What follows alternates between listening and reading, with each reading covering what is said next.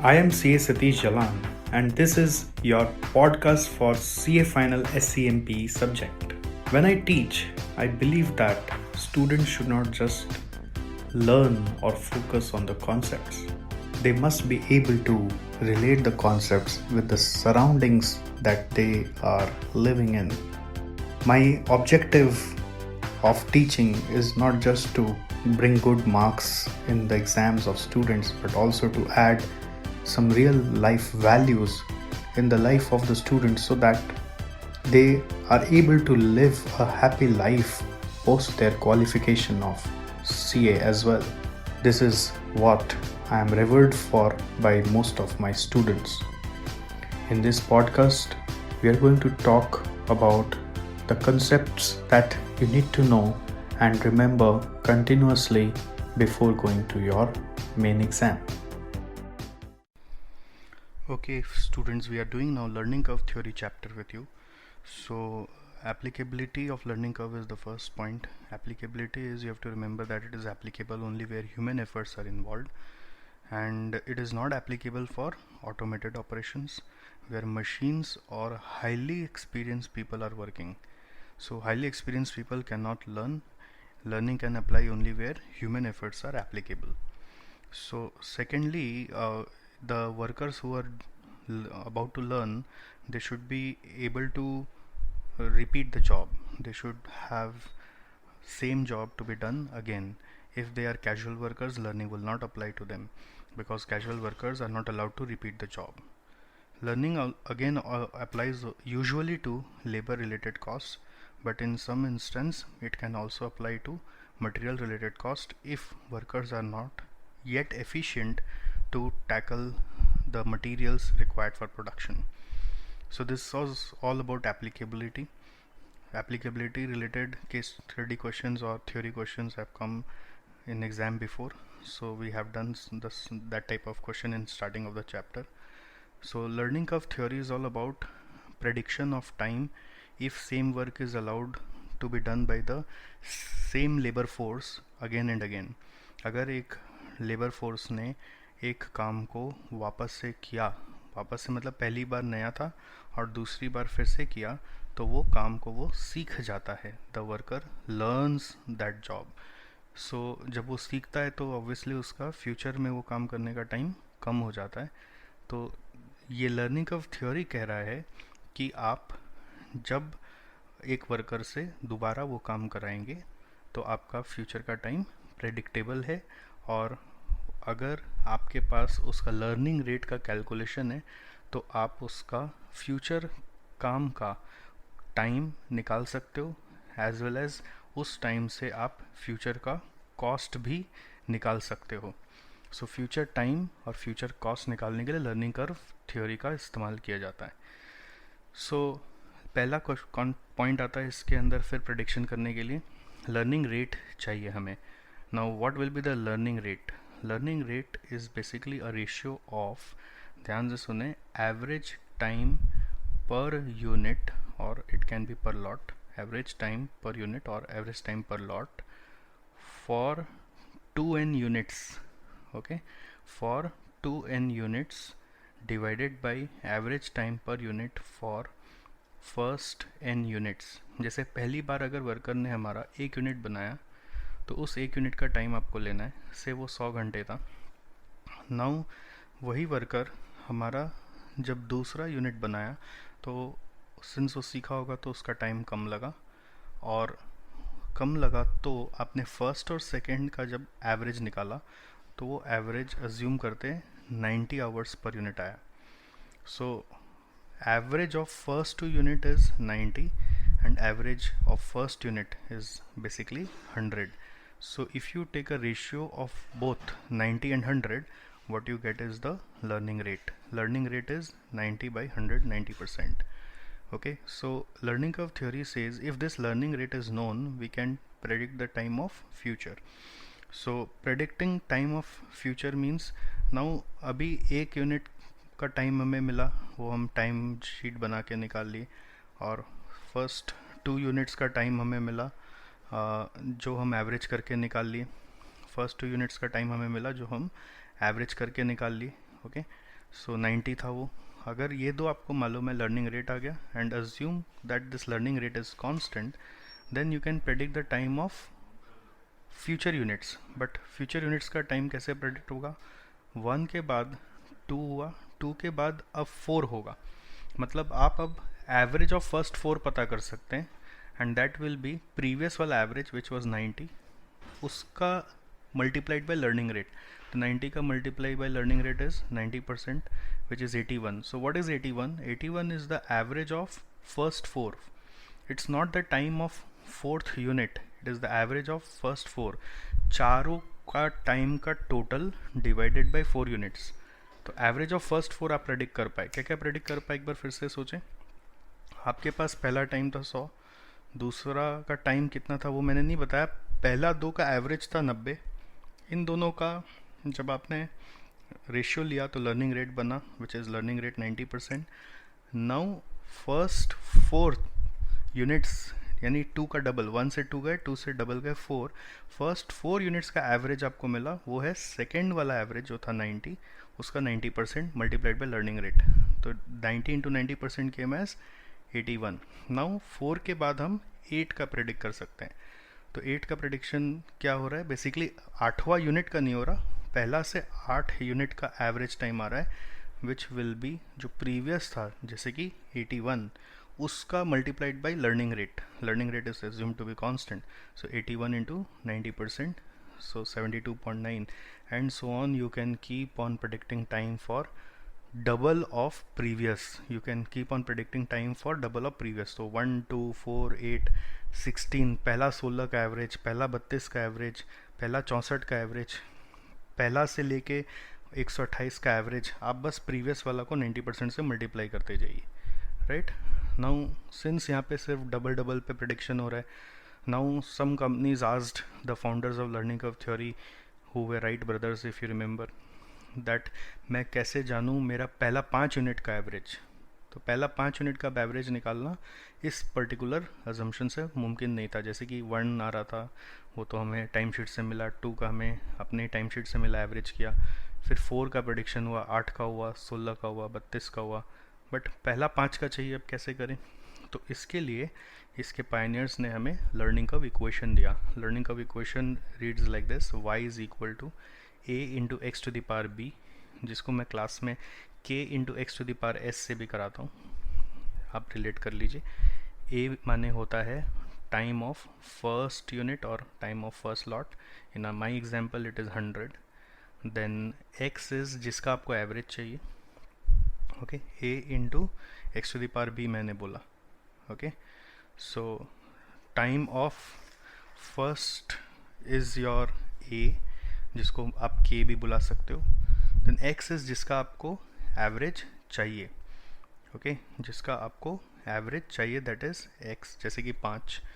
और s बोलो या b बोलो, फिर से बोल रहा हूँ, a into x to the power b.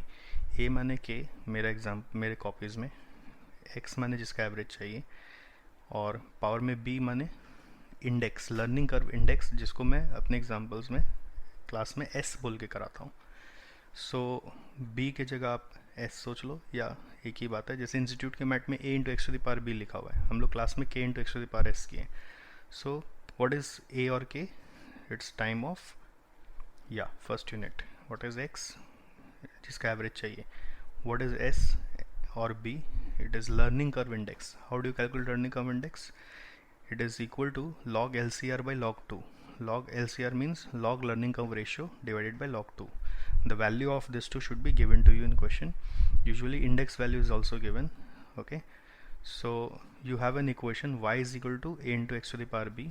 Okay, y is going to give you the average of the number of units, average of the number of units which is represented as x. जैसे अगर आपको 5 का average चाहिए, पहला 5 का average चाहिए, तो x will B 5 and y will represent average of first 5.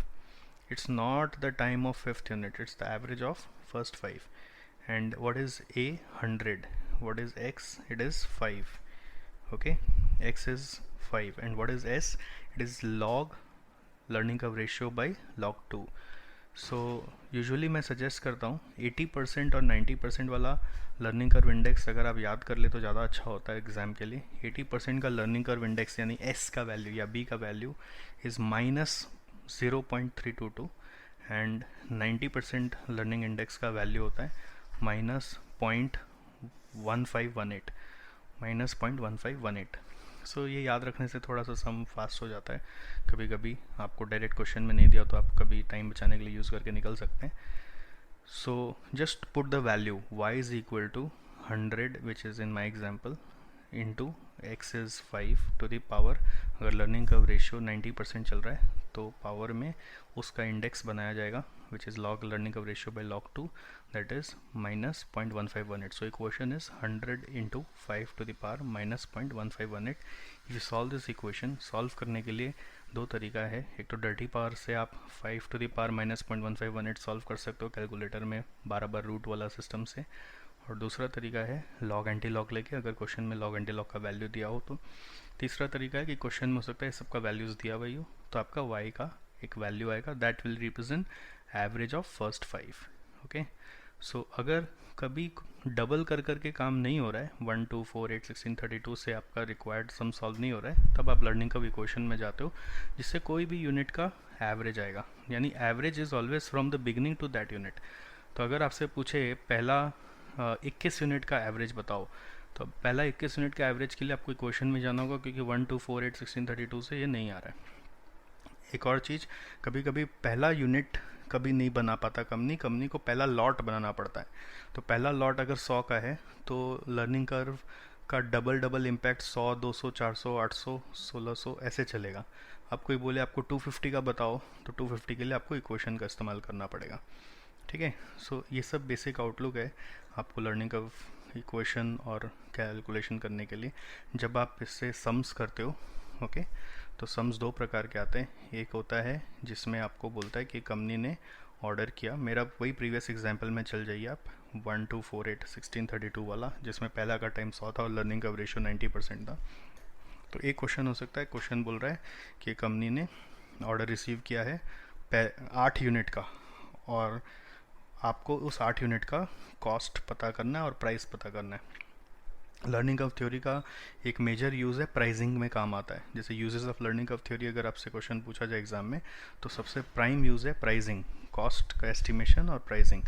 सो आपका पहला 8 यूनिट का एवरेज कैसे होगा, आप लर्निंग कर्व रेशियो देख लोगे जिससे 90% है तो, और पहला वाला का टाइम देख लोगे जो है 100, तो 1 2 4 8 डबल करके आप पहुंच जाओगे तो पहला 8 का एवरेज आपका निकल जाएगा जो आएगा 100, फिर 90, फिर 81, फिर 72.9। तो 72.9 is representing the average of first 8 units.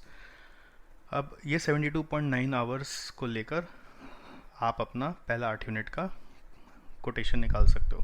Question में सेकेंड पार्ट ऐड करता है कभी कभी इसी को लेके कि अब कंपनी के पास रिपीट ऑर्डर आया और 8 यूनिट का, तो उस रिपीट ऑर्डर का प्राइस क्या होगा।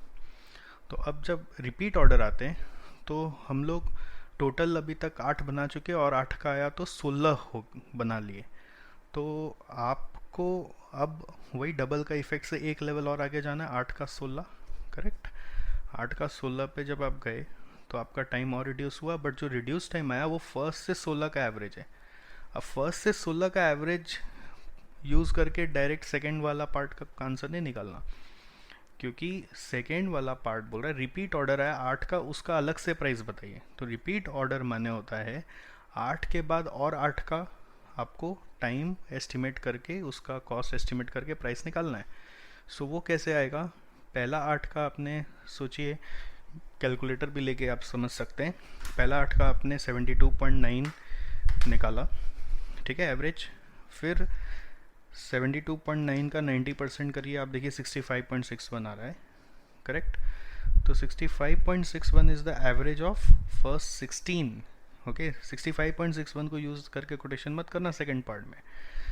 तो सेकेंड पार्ट में नेक्स्ट 8 यूनिट का कोटेशन करना है, तो that will be into 16। 65.61 into हमने 16 किया तो total time of first 16 unit आया which is 1049.76। Now from this we have to subtract the total time of first 8 units which is first 8 units का 72.9 into 8, 72.9 into 8, okay, और it 65.61 into 16 का time और 72.9 into 8 का time को आप subtract करो, देखो आपका डिफरेंस आ रहा है 466.56।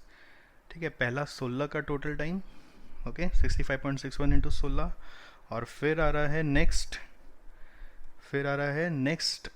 8 का फर्स्ट 8 का टाइम विच इज़ 72.9 इंटू 8, दोनों का सब्ट्रैक्शन लिया, 466.56 आया।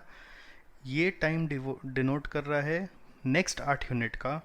इस नेक्स्ट 8 यूनिट को लेकर आपको रिपीट ऑर्डर का प्राइसिंग करना है, ओके, डिवाइड बाई 8 करोगे आप तो वो आ रहा है 58.32, तो 58.32 is the average time per unit for next 8 units, okay.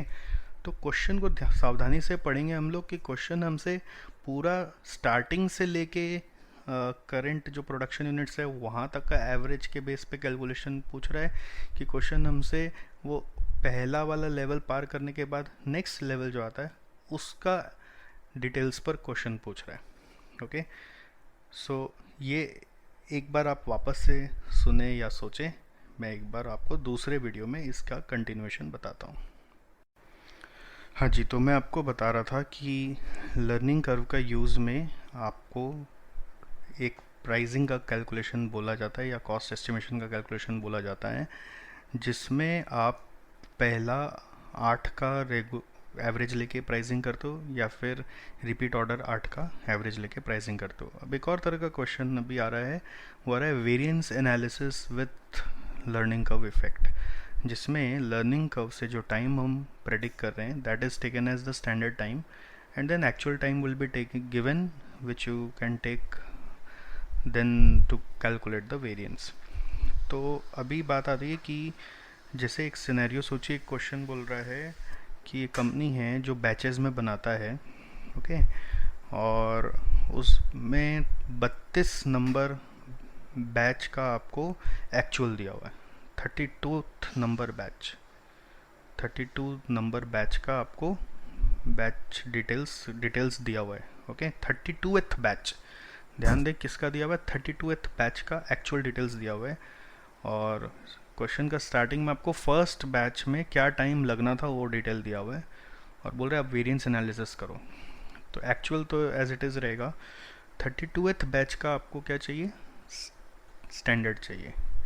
अब 32th बैच का स्टैंडर्ड देखिए कितना क्लोज नंबर चूज़ करेगा क्वेश्चन, आपको एकदम गुमराह करेगा कि आप डबल कर करके ही काम कर लें।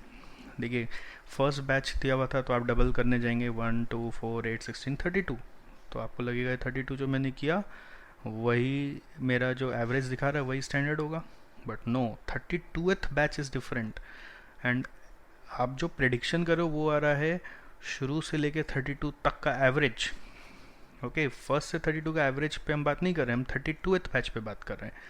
अब 32th बैच कैसे होगा, तो इसके लिए आप पहला 32 का एवरेज लीजिए, फिर पहला 31 का एवरेज लीजिए।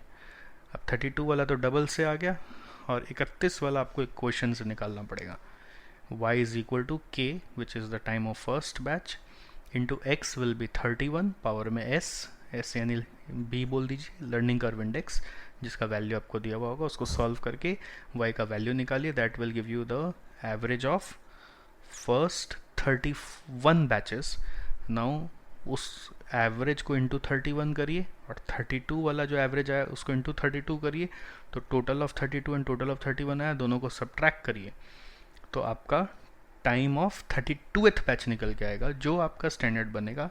Then use that as actual to find out the variance, okay.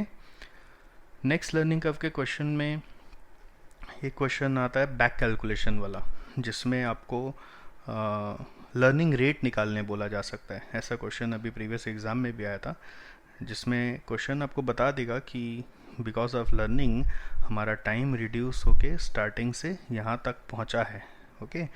Then you have to just see learning rate को आप x ले लो या r ले लो, उस उसको आप डबल कर करके ले जाओ या इक्वेशन से लेके जाओ वहाँ पर लर्निंग रेट को यूज़ करते हुए। ज़्यादातर ऐसे बैक कैलकुलेशन के सम में डबल वाला ही सम आता है, तो वो डबल कर करके आप लर्निंग को लेके जाओगे। जैसे अगर फर्स्ट का टाइम मालूम है 100, तो सेकंड का एवरेज क्या माना जाएगा? अगर लर्निंग रेट नहीं मालूम है तो 100 इंटू आर। थर्ड, फिर सेकंड के बाद 4 का डबल होगा ना सीधा, तो 4 का एवरेज कैसे माना जाएगा? 100 इंटू आर स्क्वायर।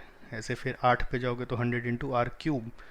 तो ऐसे क्वेश्चन आपको किसी एक लेवल का जो एवरेज है वो आपको बताएगा, तो उस एवरेज को ये 100 into R to the power something से कंपेयर करोगे तो आर का वैल्यू आएगा। फाइन। तो ऐसा क्वेश्चन आपको प्रीवियस एग्ज़ाम अभी मई 19 में जो हुआ था उसमें भी था, और हमारे मैट में भी है, आपको वो देख लेना चाहिए। और एक टाइप ऑफ क्वेश्चन होता है जिसमें हम लोग लर्निंग रेट का सेंसिटिविटी निकालते हैं। Sensitivity means percentage change in one variable divided by percentage change in another variable. Question ऐसे ही बोलेगा, find sensitivity of learning rate to changes in cost और changes in profit. Say changes in profit वाला ही situation लेते हैं। तो उसमें गिवन एक लर्निंग रेट होगा से 90%, और 90% लर्निंग रेट पे कंपनी कितना अपना कॉस्ट इनकर कर रहा है to achieve a certain volume. Say volume is 256 units, तो 256 यूनिट्स डबल कर करके आप चले जाओगे 1 2 4 8 16 32 64 128 256। तो 256 यूनिट्स का आप जब अपना एवरेज निकालोगे, फिर उससे टोटल निकालोगे, तो उससे टोटल कॉस्ट आएगा। उस टोटल कॉस्ट से रेवेन्यू माइनस करोगे तो प्रॉफिट आएगा। तो एक प्रॉफिट फिगर आपको दिया हुआ है if learning rate is 90% at 256 units. Now question is asking what is the sensitivity of learning rate to profit. तो जब ऐसा क्वेश्चन पूछे तो आपको प्रॉफिट को गिराना पड़ेगा या चेंज कराना पड़ेगा। हम लोग एसएफएम की भाषा में बोलते थे इसको शॉक कराना पड़ेगा। तो आपको ये प्रॉफिट चेंज करना होगा। तो हम सजेस्ट करते थे आपको सम सॉल्व करने के लिए, क्लास में भी ऐसा सम कराया हुआ है कि वो प्रॉफिट को एक बार ज़ीरो मान लो। ओके, प्रॉफिट ज़ीरो मान लो, जो भी प्रॉफिट आया 90% के हिसाब से उसको ज़ीरो करो, और ज़ीरो करोगे अगर प्रॉफिट तो ऑब्वियसली आपका टोटल कॉस्ट का एपेटाइट बढ़ जाएगा। आप ज़्यादा कॉस्ट अफोर्ड कर सकते हो। अगर आप प्रॉफिट ज़ीरो कर दोगे तो कॉस्ट ज़्यादा हो जाएगा, रेवेन्यू उतना ही रहा। अब उस कॉस्ट के हिसाब से बैक कैलकुलेशन करके नया लर्निंग रेट निकालो और देखो कितना परसेंट से लर्निंग रेट चेंज हुआ अगर प्रॉफिट ज़ीरो कर दिया गया तो फ्रॉम से अ फिगर ऑफ से प्रॉफिट उस समय 50,000 था तो उसको ज़ीरो कर दिया गया, तो profit has got reduced by 100%। तो लर्निंग रेट कितना परसेंट से इंक्रीज़ हुआ, से 90% से वो 93% हो गया। तो 3% is the sensitivity of learning, okay, for 100% change in profit. ऐसे आपको कैलकुलेट करके बताना पड़ेगा। सो ये सेंसिटिविटी वाला क्वेश्चन भी आप मेरे क्लास के मैट में है, प्रैक्टिस कर लीजिएगा। Okay, so this is all about I think learning curve, and just be careful when you have to take the average of first से लेके करंट वॉल्यूम तक का, और रिपीट ऑर्डर्स के लिए इंक्रीमेंटल यानी कि दो एवरेज निकाल कर उसका टोटल को माइनस करके, और कभी जैसे 32th यूनिट वाला केस आ जाए तो वो 32th यूनिट का टाइम कैसे निकलता है। कभी ऐसा भी क्वेश्चन होता है जिसमें बोलता है कि learning is going to apply till first 200 units, after that learning will stop and the time of 200th unit will continue. So find the total time over a life of the product of say life is 500 units. ऐसा भी पूछा है question. तो मैंने क्या बोला एक बार फिर से बोल दूँ, पहला 200 यूनिट तक आपको बोलेगा कि लर्निंग अप्लाई हो रहा है से 90% से, फिर 200 के बाद 200th यूनिट का टाइम लागू हो जाएगा। लाइफ ऑफ प्रोडक्ट है 500 यूनिट तक का, तो 200th यूनिट का टाइम आपका चलेगा 300 यूनिट, और पहला 200 यूनिट पे लर्निंग लागू हो रहा है। तो आप करोगे क्या, लर्निंग रेट से 1248 से तो ये 200 पहुँचोगे नहीं, इक्वेशन बनाओगे y is equal to a into x to the power b, a is the time of first unit, x will be 200, power में लर्निंग का इंडेक्स बैठाओगे। अगर 90% है तो -0.1518, 80% है तो -0.322। ओके, सॉल्व करके फर्स्ट 200 का एवरेज निकाला। अब फर्स्ट 200 का एवरेज निकाल लिया, उसके बाद 200th यूनिट का टाइम निकालने के लिए क्या करोगे, पहला 200 का टोटल टाइम ले लोगे एवरेज इंटू 200, फिर पहला 99 का एवरेज करोगे। वही क्वेश्चन की मदद से हो जाएगा। y is equal to x का वैल्यू 199 बैठा दोगे, ओके। और पहला 199 का एवरेज आएगा, फिर 199 का टोटल लोगे, फिर 200 का टोटल और 199 का टोटल को सब्ट्रैक्ट करोगे तो 200 यूनिट का टाइम आएगा। उससे 300 यूनिट को मल्टीप्लाई करोगे तो टोटल आपका 300 यूनिट का टाइम आएगा। फिर 200 यूनिट का टोटल टाइम और 300 यूनिट का टोटल टाइम को जोड़ोगे तो 500 यूनिट का टाइम आएगा। ठीक है, तो ये सब सम किए हुए हैं लर्निंग कर्व के। एक बार आप बस अब गो थ्रू कर लीजिए अपने तरफ से, क्वेश्चन को देखिए ज़्यादा से ज़्यादा। एक रिविजन का पैटर्न होता है कि क्वेश्चन को ज़्यादा से ज़्यादा देखिए, जिससे कि आपको अप्रोच क्लिक करे। ज़्यादा सॉल्व करने अभी जाने का समय नहीं है, सिर्फ क्वेश्चन देखते चले और अप्रोच क्लिक कर रहा है कि नहीं, उसका प्रोसेस क्लिक कर रहा है कि नहीं, जैसे मैं ओरली आपको बता रहा हूँ वैसे प्रोसेस क्लिक करिए और आगे बढ़ते जाइए। Okay Okay guys, I'm starting with pricing strategies here. This is again very important chapter. कुछ भी छोटा मोटा क्वेश्चन इससे आता है, कैलकुलेशन तो इसके बहुत आसान से होते हैं। मैं जस्ट आपको गो थ्रू करा रहा हूँ डिफरेंट प्राइसिंग स्ट्रेटजीज से। जैसे प्राइसिंग स्ट्रेटजीज के लिए first of all pricing market conditions आपको मालूम होना चाहिए। मार्केट स्ट्रक्चर में एक होता है परफेक्ट कंपटीशन जो सबको मालूम है, large number of buyers, large number of sellers. देन होता है monopoly, single seller and large number of buyers. Then monopolistic competition, we have lesser number of sellers, more than one, whose products are differentiated, acting like monopolists. And then oligopoly, few number of sellers selling similar products. Oligopoly is few sellers selling similar products, जैसे कि telecom में होता है। and this is all we have. So 4 market structures we have: perfect competition, monopoly, monopolistic competition, and then oligopoly. monopolistic competition में seller differentiated product बेचते हैं, सबका huge market demand होता है, but oligopoly में seller same product और service देते हैं। So now we have different pricing strategies. pricing strategy में सबसे popular आप लोग सुनते हैं skimming और penetration, right? Skimming pricing strategy is actually for the new products which are very exclusive for the market, which market has not seen yet. These products should have inelastic demand. ध्यान दें, inelastic demand, जहाँ पर price बहुत ज़्यादा घटा देने से demand बहुत ज़्यादा नहीं बढ़ेगा। Then the product should be launched in a fashion that it is able to earn high profit at initial stage when you are not sure of the long-term demand of the product. And if you have high cost of capital for manufacturing the product, then to finance such high cost of capital you will definitely have high profit expectation from your product, so you should skim. की चीज़ ध्यान क्या रखना है कि अगर आपको long term demand का idea नहीं है, शॉर्ट टर्म अगर आप अपने प्रोडक्ट को देख रहे हो और डिमांड इनलास्टिक है, प्रोडक्ट एक्सक्लूसिव है, न्यू है, तो आपको स्किमिंग करना चाहिए। और जब स्किमिंग करते हैं तो लाइफ साइकिल कॉस्टिंग रिकॉल होना चाहिए कि हमें हमारा एक्सक्लूसिव प्रोडक्ट को introduction stage, growth stage, maturity stage और डिक्लाइन स्टेज के थ्रू पास कराना है। बट ध्यान रहे, कंपटीशन अगर नहीं है तब आप स्किमिंग करें, और अगर आपको लॉन्ग टर्म डिमांड मालूम नहीं है तब आप स्किमिंग करें। पेनिट्रेशन अपोजिट सिचुएशन में है, इलास्टिक डिमांड, प्राइस चेंज करने से बहुत ज़्यादा डिमांड में फ़र्क आ जाएगा, तो पेनिट्रेशन करिए। जहाँ पे लॉन्ग टर्म डिमांड मिलेगा वहाँ पेनिट्रेशन करिए। जहाँ पे कंपटीशन का थ्रेट है, तुरंत कंपटीशन आने वाला है, तो आपको अपने आप को स्टैब्लिश करने के लिए प्राइस कम करके मार्केट में पेनिट्रेट करना पड़ेगा।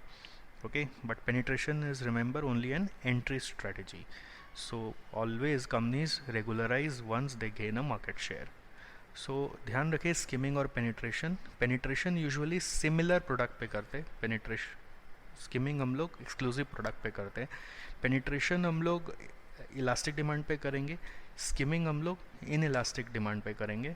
पेनिट्रेशन हम लोग लॉन्ग टर्म डिमांड देख के कर रहे, बट स्किमिंग हम लोग शॉर्ट टर्म डिमांड देके कर रहे। पेनिट्रेशन हम लोग कर रहे जब कंपटीशन बहुत हाई होने वाला है, या है बहुत हाई है या होने वाला है, और स्किमिंग हम लोग कंपटीशन नहीं रहता है तभी करते। ओके, लाइफ ऑफ प्रोडक्ट अगर बहुत ज़्यादा है तो पेनिट्रेशन करना चाहिए, but life of product short है तो आपको स्किमिंग करना चाहिए। एग्ज़ाम में एप्लीकेशन ओरिएंटेड कोई भी क्वेश्चन आ सकता है कि कंपनी है जिसने एक एंटीवायरस सॉफ्टवेयर बनाया, उसको स्किमिंग करना चाहिए कि पेनिट्रेशन करना चाहिए। अगर उसमें कीवर्ड्स आपको देखने पड़ेंगे, उनके डिमांड स्ट्रक्चर के बारे में क्या बता रहा है, कंपटीशन आने वाला है कि नहीं आने वाला है, शॉर्ट टर्म रखना चाह रहा है कि लॉन्ग टर्म रखना चाह रहा है, accordingly you have to decide. Next आता है third strategy, competitive pricing. Competitive pricing पे अभी लास्ट एग्जाम में क्वेश्चन आया था, name two competitive pricing strategy. इसमें मैं आपको 3 बता देता हूँ, एग्जाम में 2 ही पूछा था। गोइंग रेट प्राइसिंग, मार्केट में जो चल रहा है, which is also called as market price. Second is sealed bid pricing, जो गवर्नमेंट कॉन्ट्रैक्ट्स में यूजुअली होता है, टेंडर जब भरते हैं, सील्ड बिड। और third is cost plus pricing, जहाँ पे कस्टमर्स अपने कंपनीज़ को कॉस्ट पूरा रिम्बर्स करते हैं, प्लस एक प्रॉफिट मार्जिन प्री डिसाइड हो जाता है, जितना कॉस्ट लगेगा उस पर एक प्रॉफिट दिया जाएगा। ये यूजुअली इंफ्रास्ट्रक्चर प्रोजेक्ट्स पे फॉलो किया जाता है so that quality is not hampered. So 3 competitive pricing है, going rate, sealed bid, cost plus. Then fourth is loss leader, जहाँ पर हम लोग एक प्रोडक्ट को लॉस में लॉन्च कर देते हैं और उसका लॉस रिकवर करते हैं by selling its accessories. The first company to use this strategy was Gillette, जिसने रेजर लॉस में बेचा बट ब्लेड से प्रॉफिट कमाया। ओके, एक्सेसरी ऐसा बनाते हैं जिसका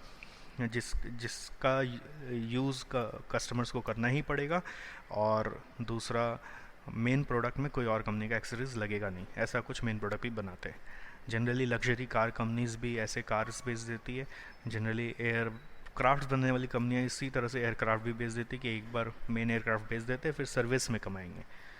okay, then you have strategic pricing of new products, that is the fifth topic that we are listening now. New product 3 तरह के हो सकते हैं, रेवोल्यूशनरी, इवोल्यूशनरी और मी टू। फिर से बोल रहा हूँ, revolutionary, evolutionary and me too. Me too product मतलब ऐसा प्रोडक्ट जो बाज़ार में पहले से है, कुछ नया नहीं है, यूनिक नहीं है, बासमती चावल। एवोल्यूशनरी प्रोडक्ट जो मार्केट में पहले था बट अब अपग्रेड हो गया है, स्मार्टफोन्स। रेवोल्यूशनरी प्रोडक्ट हो गया आपका may be something like podcast, जो आप अभी सुन रहे हैं, जो पहले एडुकेशन इंडस्ट्री में था ही नहीं। समथिंग लाइक टैब, जो हमने कभी देखा नहीं था बट पहली बार आया। I watch, revolutionary, right. Google का car, Google self drive car, revolutionary. So revolutionary product का प्राइसिंग कैसे होता है, हम लोग उसमें बोलते हैं प्रीमियम प्राइसिंग, टर्म याद रखिएगा, प्रीमियम प्राइसिंग। एवोल्यूशनरी में प्राइस करने के लिए आपको कॉम्पिटिटर का स्ट्रक्चर देखना होगा, आपने क्या एक्स्ट्रा वैल्यू ऐड किया है, उसके बेस पे वैल्यू बेस्ड प्राइसिंग आप रख सकते हो। आपको बताना होगा अपने कस्टमर को कि आप उसमें क्या अपग्रेड किए हो, उस अपग्रेड का एक्स्ट्रा बेनिफिट क्या है, तो उसका आप एक्स्ट्रा वैल्यू क्या मांग रहे हो। एंड मी टू प्रोडक्ट का always market price, going rate price ही चलेगा। रेवोल्यूशनरी में प्रीमियम, एवोल्यूशनरी में value based, and me too में या you right, market price. Then we have pricing in periods of recession. Recession में price कैसे करोगे, we say it should be less than total cost but above the marginal cost. Pricing below marginal cost कब करोगे, जब आपका product perishable nature का है, या फिर जब आपको कोई प्रोडक्ट को पेनिट्रेट कराना है, पॉपुलराइज अ न्यू प्रोडक्ट, जब आपने किसी प्रोडक्ट का लार्ज स्टॉक एक्यूमुलेट कर लिया है, अब उसको से छुटकारा पाना है। Okay, so sometimes you price below marginal cost, sometimes you price above marginal cost but below total cost. Above marginal cost below total cost recession में हो रहा है, और बिलो मार्जिनल कॉस्ट कब हो रहा है, जब जब जब जब जब जब आपका प्रोडक्ट पेरिशेबल नेचर का है, जब आपका प्रोडक्ट न्यू प्रोडक्ट है। ओके, जब आपका प्रोडक्ट का स्टॉक आपने बहुत ज़्यादा जमा कर लिया है। Okay, so these are important pricing related strategies that you need to know. And one more I will take here which is value based pricing method. ये अभी तक एग्ज़ाम में आया नहीं है दोस्तों, बट सी न्यू सिलेबस में इसको मैट में पहली बार डाला था। वैल्यू बेस्ड प्राइसिंग मेथड में हम लोग प्रोडक्ट का ट्रू इकोनॉमिक वैल्यू कैलकुलेट करते हैं। True economic value, true economic value is basically एक प्रोडक्ट, मान लीजिए हम नया लॉन्च करने वाले हैं, से मैं एक नया कोर्स लॉन्च करने वाला हूँ जिस सीमा पढ़ाने वाला हूँ, फॉर एग्ज़ाम्पल ऐसे एग्ज़ाम्पल बता रहा हूँ आपको, और उसका प्राइस क्या रखूँ मुझे समझ नहीं आ रहा। तो मैं क्या करूँगा, कॉम्पिटिटर्स अगर ऐसे मार्केट में मौजूद हैं जो सीमा पढ़ाते हैं तो उनका प्राइस देखूँगा। वो प्राइस तो मेरा प्रोडक्ट का मिनिमम प्राइस हो ही सकता है, प्लस मैं देखूँगा कि मेरे यहाँ पे अगर कोई आके पढ़ता है तो उसको एक्स्ट्रा बेनिफिट क्या मिलता है, जिसको हम लोग बोलते हैं वैल्यू ऑफ परफॉर्मेंस डिफरेंशियल। मैं जब परफॉर्म करके दूंगा या मेरा प्रोडक्ट जब परफॉर्म करेगा तो वो मेरे कस्टमर को क्या बेनिफिट देगा, तो परफॉर्मेंस डिफरेंशियल एक्स्ट्रा मैं चार्ज कर सकता हूँ। या फिर मेरा परफॉर्मेंस डिफरेंशियल नेगेटिव है तो मुझे उतना प्राइस कम करके देना पड़ेगा। True economic value is equal to cost of next best alternative plus और minus value of performance differential. Plus कब करोगे, जब मेरे कारण मेरे कस्टमर को एक्स्ट्रा बेनिफिट मिलेगा, और अगर मेरे कारण मेरे कस्टमर को एक्स्ट्रा बेनिफिट नहीं मिलेगा, बाजार से कुछ कम ही मिलने वाला है, तो माइनस करूँगा। Then there is a concept of perceived value which is what customers perceive. What I will say is obviously higher, but customer may perceive something lower based on their own expectations or fit to use or their fulfillment of specification. तो perceived value usually customer perceive करता है। मैंने अपने सीमा course का pricing रख दिया 1 लाख रुपया, but customer बोल रहा है मेरे को तो उस 1 लाख रुपया को इन्वेस्ट करके इतना बड़ा नौकरी नहीं मिलने वाला, तो मैं इसका 40,000 से ज़्यादा नहीं दूंगा। तो आप परसीव करो 40,000, मैं बोल रहा हूँ 1 लाख। तो ट्रू इकोनॉमिक वैल्यू मेरा कैलकुलेशन है cost of next best alternative plus performance differential, और परसीव्ड वैल्यू आप जो समझ रहे हो, right. So this is one another thing. Pricing of services में इश्यूज आती है कि सर्विसेज यूजुअली टेलर्ड होती है, uniquely tailored for each customer. सो उसका प्राइसिंग के लिए हम लोग प्रेफर करते हैं एक्टिविटी बेस्ड कॉस्टिंग, जिसमें जितना ज़्यादा काम हुआ उसके हिसाब से हम लोग चार्ज करना चाहते हैं। Okay, sometimes we may also try to follow the market price as well. So that's all in pricing strategies. Okay, I am CA Satish Jalan, and this is a podcast for CA Final SCMP. To score in SCMP, now you need to remember its theories more specifically than just understanding it in a general way. By listening to this podcast, you can revise the concepts on the go as many times as you can.